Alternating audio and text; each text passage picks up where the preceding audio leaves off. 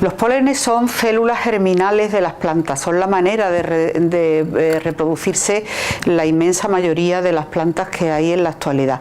Y aunque se asocian mucho a la primavera, puede haber pólenes presentes en otras épocas del año. Es decir, hay plantas que polinizan en diciembre o plantas que polinizan en octubre.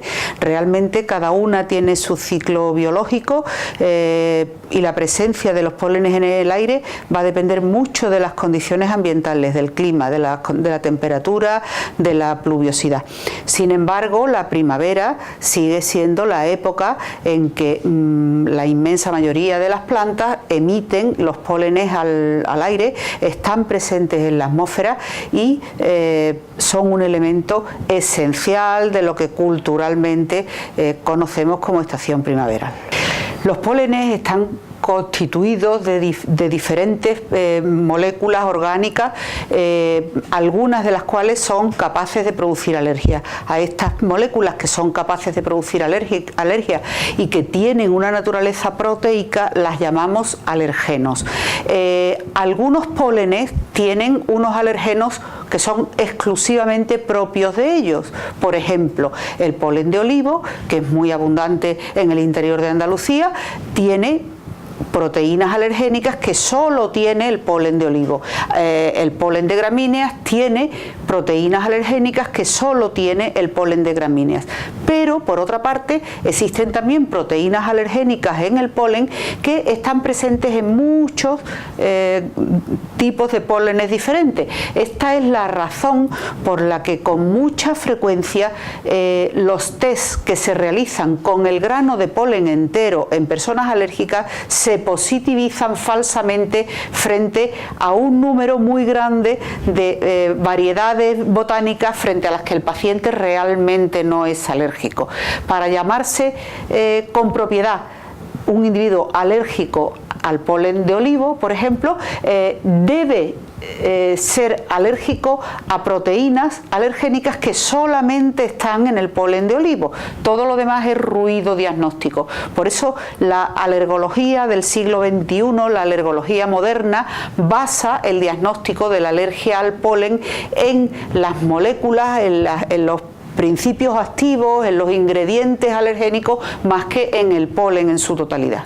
La enfermedad por alergia al polen puede producir una variedad enorme de síntomas que van desde síntomas muy banales, muy leves, un escozor o picor o lagrimeo moderados, leves, picor de nariz, estornudos, picor de la garganta, hasta enfermedades muchísimo más importantes.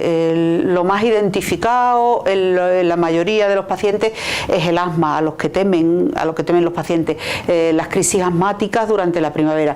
Sin embargo, una vez que se ha puesto en marcha la enfermedad por alergia al polen, en una pequeña cantidad de pacientes, de los muchísimos que hay, la evolución puede ser mucho más grave. La enfermedad no se para en las manifestaciones respiratorias tal como las conocemos, de nariz, de ojos, de garganta, de bronquios, y se pueden producir alteraciones en la mucosa oral, en la mucosa de la boca, que producen una alteración de la entrada, de la absorción de los alimentos y llegar a producir enfermedades por alergia a proteínas vegetales contenidas en los alimentos que pueden tener repercusiones extraordinariamente graves. Esta es la razón por la que no se debe banalizar con la alergia al polen y se debe identificar, ya que existen biomarcadores para identificar pacientes que están en riesgo de desarrollar síntomas muchísimo más graves. Los pacientes que conocen su condición de alérgicos al polen, esto es, que ya han sido identificados, lo tienen bastante fácil porque es una enfermedad cíclica que aparece siempre en la misma época cada año y por lo tanto el paciente puede anticiparse. Es muy fácil que tenga un informe alergológico donde vengan indicados los medicamentos que debe tomar.